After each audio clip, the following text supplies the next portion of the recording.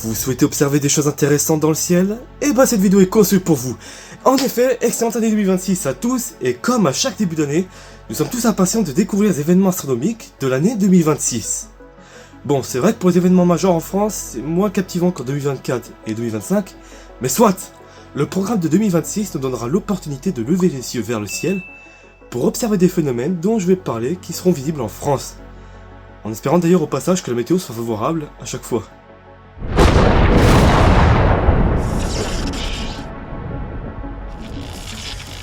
Eh bien chers amis, il est temps de débuter cette vidéo avec notre premier phénomène, le maximum des quadrantides. Entre la date du 28 décembre jusqu'au 12 janvier, il est possible de percevoir occasionnellement les météores appartenant à l'essaim des quadrantides. Cependant, c'est dans la soirée du 3 au 4 janvier que survient le pic d'activité. Selon l'année, le taux horaire zénithal fluctue entre 60 et 200 météores observables par heure. Toutefois, cela ne fonctionne que théoriquement, car cette valeur est déterminée si le radian était au zénith, sous un ciel d'une pureté maximale, c'est-à-dire sans aucune pollution lumineuse, sans lune, même avec une météo parfaite. En réalité, vous ne constaterez probablement pas autant que ce qui est annoncé réellement. On s'attend à un pic de 110 météores cette année, mais c'est aussi le jour de la pleine lune, ce qui va limiter le nombre à quelques météores seulement. Bon, clairement pour cette année, on laisse tomber les quadrantides et on va plutôt se concentrer sur un phénomène beaucoup plus captivant, une occultation des Pléiades. Au cours de la nuit du 27 au 28 janvier, notre satellite traversera partiellement l'amas des Pléiades, sans toutefois passer pile devant. L'amas d'étoiles des Pléiades se situe au sein de la constellation du Taureau dans notre ciel nocturne, une des 13 constellations du zodiaque qui sont traversées par le Soleil, mais également par la Lune. Les Pléiades, situées à plus de 444 années-lumière de nous, sont si proches qu'elles peuvent être aisément observées à l'œil nu. Elles se présentent aux côtés d'un autre groupe d'étoiles connu sous le nom des Hyades, qui prend la forme d'un V dans la voûte céleste. Durant toute la nuit, les deux corps célestes se resteront remarquablement proches l'un de l'autre. À 22h, la Lune commence à transiter devant l'amas et devrait occulter quelques étoiles périphériques pendant environ 1 heure, avant de s'en éloigner juste avant minuit. Bon, je reconnais que cette occultation sera moins impressionnante que celle de l'année passée, car cette fois-ci l'occultation n'est pas vraiment centrée dans l'amas. Et d'ailleurs la Lune sera en face de quartier, ce qui rendra plus complexe la détection de l'amas. Passons au mois de février. Le 17, la Lune se positionnera devant le Soleil, engendrant ainsi la première éclipse solaire de l'année. On fait référence à une éclipse solaire totale lorsque l'entièreté du disque solaire est complètement occultée par la Lune. A l'inverse, si celui-ci n'est pas entièrement recouvert, c'est une éclipse partielle qui se produit. Mais le 17 février, c'est une éclipse annulaire qui sera observée en Antarctique. Ce type d'éclipse survient lorsque la Lune se retrouve à son apogée, donc sa taille apparente n'est plus suffisante pour recouvrir le Soleil, et celui-ci reste visible tout autour de notre satellite, donnant une sorte d'anneau dans le ciel. L'observation de cette éclipse sera très compliquée du fait de son emplacement. La zone du maximum traverse le continent antarctique avant de terminer son parcours dans l'océan Indien. Cependant, si vous résidez dans le sud de l'Afrique ou à la pointe méridionale de l'Amérique du Sud, vous aurez tout de même la possibilité d'observer une éclipse partielle.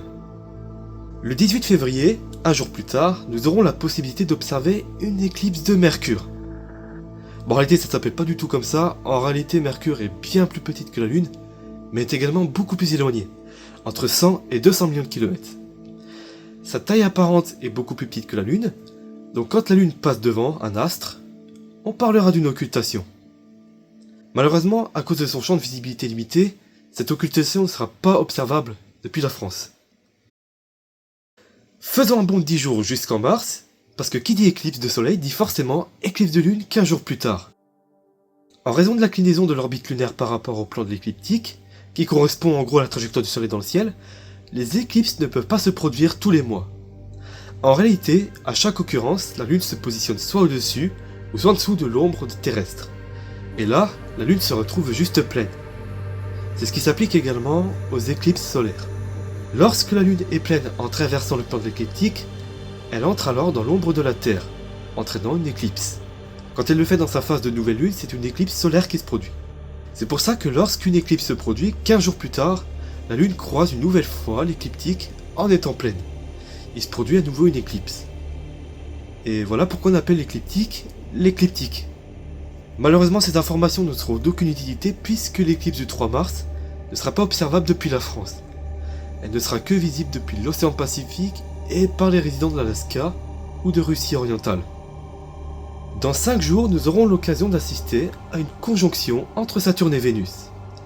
Le soir du 8 mars, juste après le coucher du soleil, si on regarde vers l'ouest, les deux astres seront séparés par 1 degré d'écart, ce qui correspond à 2 fois le diamètre angulaire de la Lune.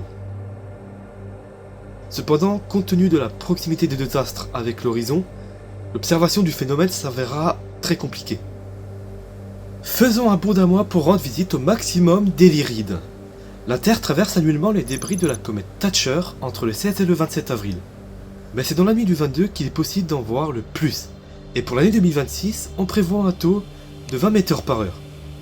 Ok, c'est sûr que 20 météores ça peut sembler faible en comparaison avec les Perséides ou les Géminides, mais si je vous parle de cette pluie, c'est parce qu'elle est responsable des Lyrid Fireball, de bolides spectaculaires qui laissent une belle traînée de gaz ionisé persistante pendant plusieurs minutes après leur passage. De véritables boules de feu. Un événement rare, certes, mais qui justifie quand même de passer plus de temps dehors à observer les étoiles. Pour observer les Lyrides, il faudra sortir dehors à partir de 23h. Si vous regardez exactement au nord-est, vous verrez une étoile éclatante plutôt basse sur l'horizon. Il s'agit de Vega, l'étoile la plus lumineuse de la Lyre. Si vous observez attentivement autour de la constellation, vous devrez apercevoir quelques météores traversant le ciel nocturne. Faisons un bond de 2 mois jusqu'au 9 juin, où nous aurons le droit d'observer une conjonction avec Vénus et Jupiter. Juste après le coucher du soleil, il sera possible d'observer les deux planètes qui ne seront séparées que par 1,5 degré d'écart dans le ciel. Vénus et Jupiter font partie des plus brillants objets du ciel nocturne, juste derrière la Lune et le soleil bien entendu. Leur éclat nous permet de les voir de jour, même si la nuit n'est pas encore tombée. En plus de la conjonction, il y a Mercure qui se trouve à pas très loin d'ici, donc n'hésitez pas à traîner dehors juste avant minuit pour observer l'événement. À peine une semaine après la conjonction, et c'en est une autre qui se produit au même endroit dans le ciel, dans la soirée du 16 juin. Si vous regardez en direction de l'ouest entre 23h et minuit, un fin croissant de lune se trouvera proche de la planète Mercure. Peut-être que vous aurez remarqué que la lune a une apparence inhabituée dans le ciel, parce que malgré sa phase de croissant, l'intégralité du disque lunaire semble se détacher du fond du ciel. Et bien ça, c'est une lune cendrée. C'est un phénomène récurrent visible du dernier au premier croissant. La pleine lune brille beaucoup depuis la Terre, mais la Terre, elle, brille encore plus. La lumière du soleil qui part de la Terre rebondit sur la lune pour ensuite revenir sur nous. C'est la raison pour laquelle notre satellite ressemble à ça, en regardant le croissant de lune au crépuscule. Mais on peut également observer la lune cendrée à l'aube du matin, juste avant la nouvelle lune. 2 mois sans qu'aucun phénomène intéressant ne se produise, déplaçons-nous jusqu'au 12 août, avec non pas un, mais 2 événements prévus dans la même journée. Pour commencer déjà, c'est le maximum des Perséides, mais on en causera juste après parce qu'un autre événement encore plus attendu va se produire en Europe. Ça y est, nous l'avons enfin notre putain d'éclipse totale en Europe! Non, je vous promets, c'est pas une blague. Après que la dernière éclipse totale ait concerné l'Europe continentale en 1999, il aura fallu attendre plus d'un quart de siècle avant que cela ne se produise à nouveau. La bande depuis laquelle la totalité pourra être aperçue traversera tout l'océan Arctique en passant au-dessus du Groenland et de l'Islande. Ensuite, après avoir traversé l'océan Atlantique, l'ombre de la Lune passera au nord du Portugal et de l'Espagne, avant de finir son trajet dans les îles Baléares, là où l'éclipse totale se poursuivra après que le soleil se soit couché. La France malheureusement ne sera pas traversée par la totalité, mais cependant nous aurons quand même une belle éclipse partielle à se mettre sous la dent, même encore mieux que la grande éclipse visible le 20 mars 2015 que j'ai vue en primaire. À Biarritz, par exemple, le soleil serait recouvert à près de 99,5% par notre lune. Mais c'est juste énorme! En fonction de votre localisation, les horaires de l'éclipse changent. Donc tout ce que je peux vous dire, c'est d'aller consulter Stellarium. Chez moi, dans le nord-est de la France, l'éclipse commencera à 19h23 et atteindra son maximum vers 20h18. Le soleil se couchera 30 minutes après, donc je vais manquer la fin de l'éclipse. Par contre, les Bretons, vous pourrez voir l'entièreté de l'éclipse. L'éclipse totale sera visible à l'intérieur de cette bande, au nord de l'Espagne. Après avoir attendu 1 heure de phase partielle, ça y est, le soleil est entièrement recouvert. La totalité va durer précisément 2 minutes et 18 secondes. C'est le seul moment pendant lequel vous pouvez ôter vos lunettes solaires et admirer ça.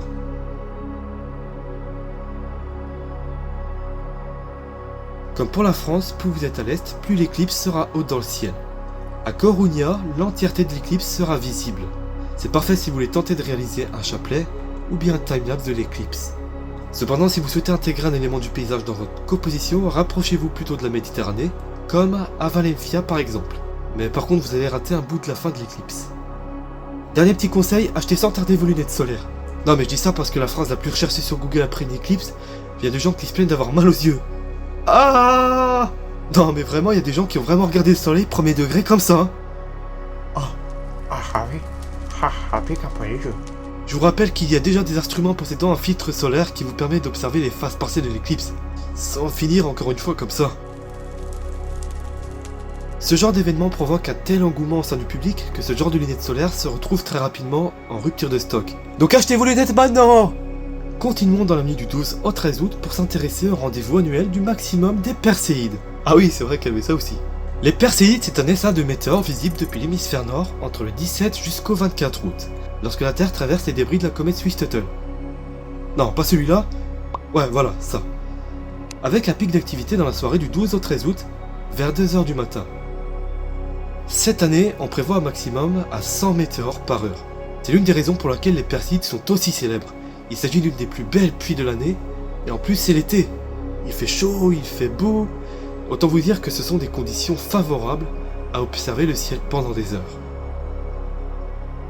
En plus, cette année, le pic coïncide parfaitement avec la nouvelle lune, donc... Attends, ça veut dire quoi pour observer les Perséides pendant l'éclipse?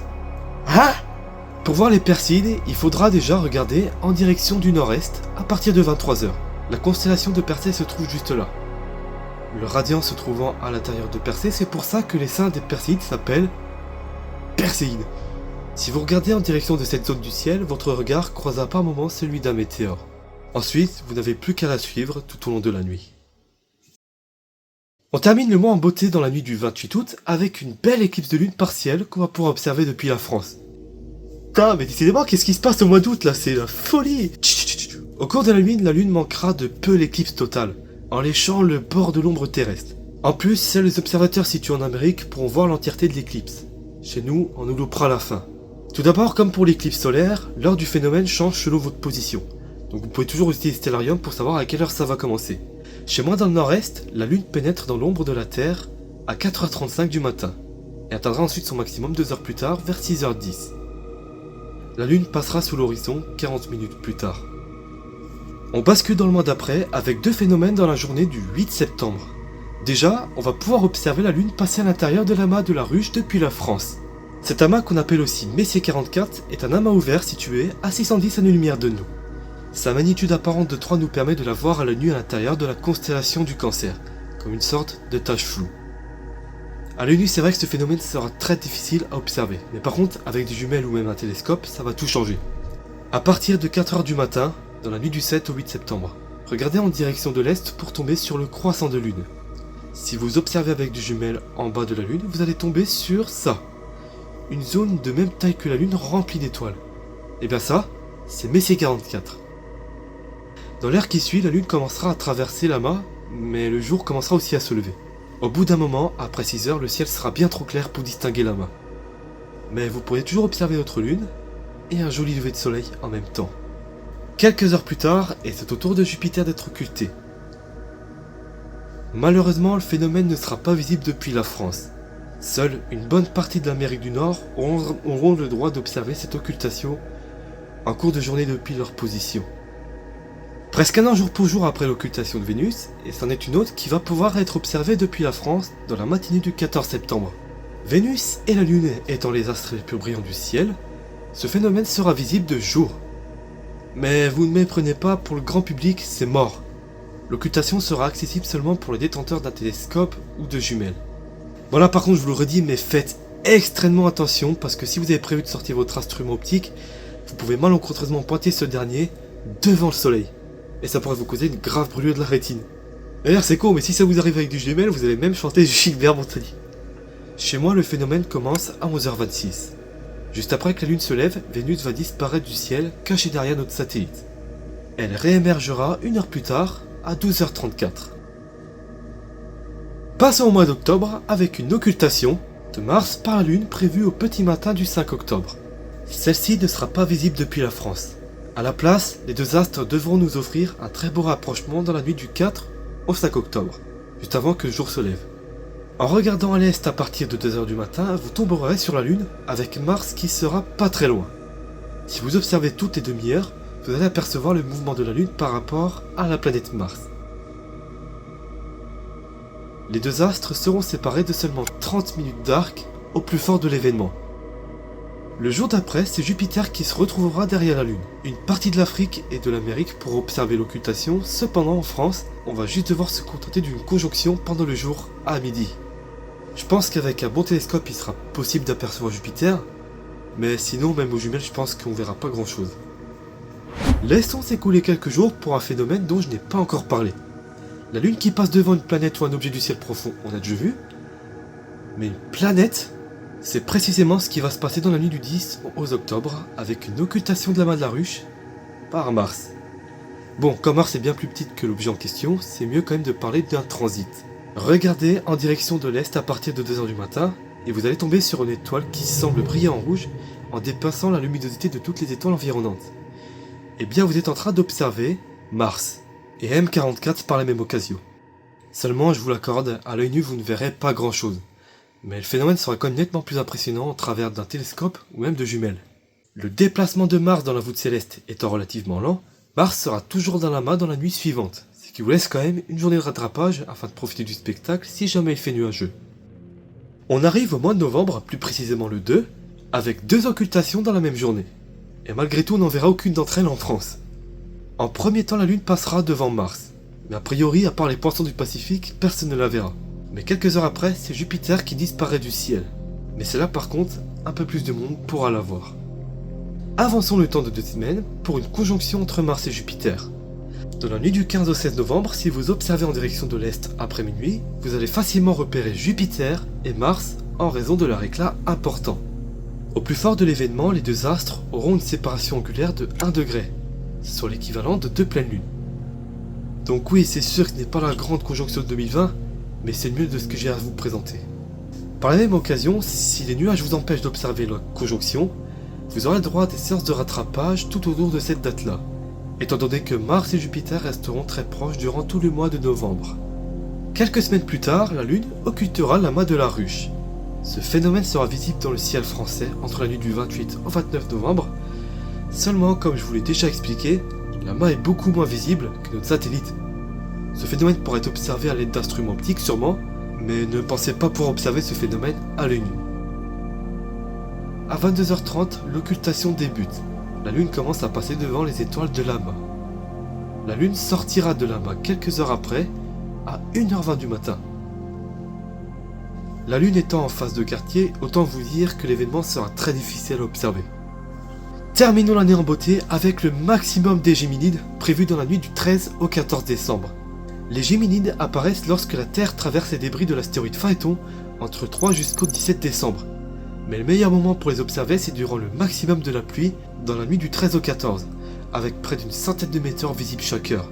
Cette année, on prévoit un maximum de 120 météores par heure. Sachez qu'en plus la Lune ne sera pas présente, donc le ciel sera très sombre, ce qui est idéal pour contempler les Géminides. Lorsque la nuit se lève, observez le ciel en direction du nord-est.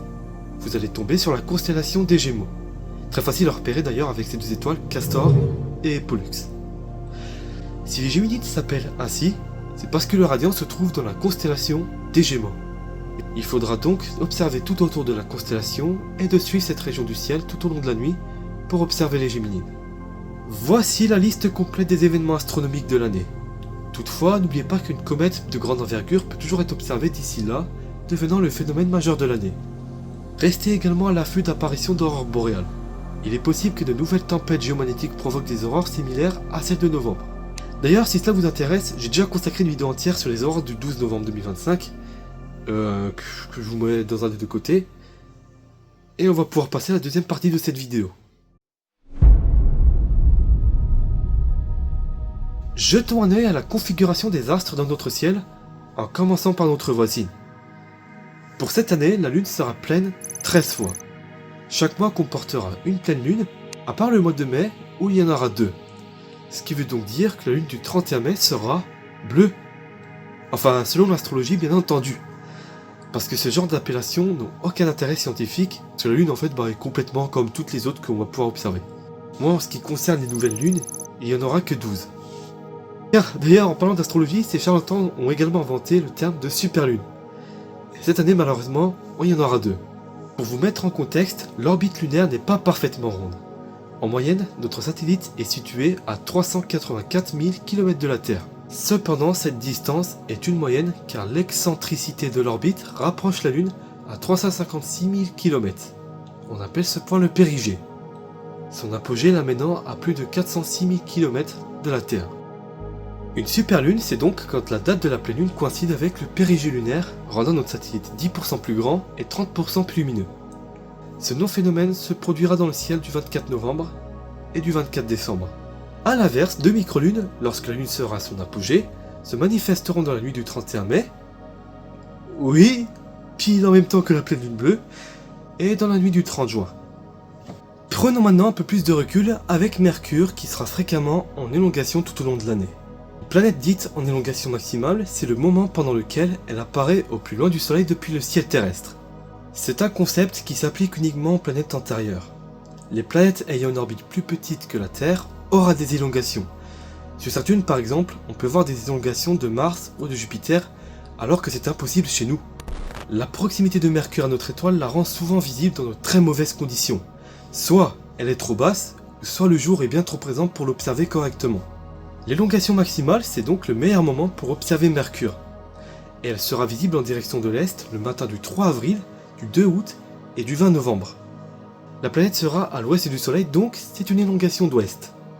En revanche, les élongations d'est, Mercure sera visible à l'ouest dans la soirée du 19 février, du 15 juin et du 12 octobre. Vénus est également une planète antérieure, donc elle bénéficie des élongations. En 2026, il n'y aura qu'une élongation, et ça sera une élongation d'est, donc visible tout au long de la soirée du 15 août. Étant l'astre le plus brillant derrière la Lune et le Soleil, Vénus est beaucoup plus facile à voir que Mercure, surtout qu'elle sera bien visible plus longtemps dans notre ciel. Les planètes situées après la Terre n'ont pas le principe d'élongation. Dans notre ciel, ces planètes décrivent un tour complet, et donc le meilleur moment, c'est lorsque la planète se retrouve pile à l'opposé du Soleil. C'est à ce moment-là qu'elle est au plus près de la Terre.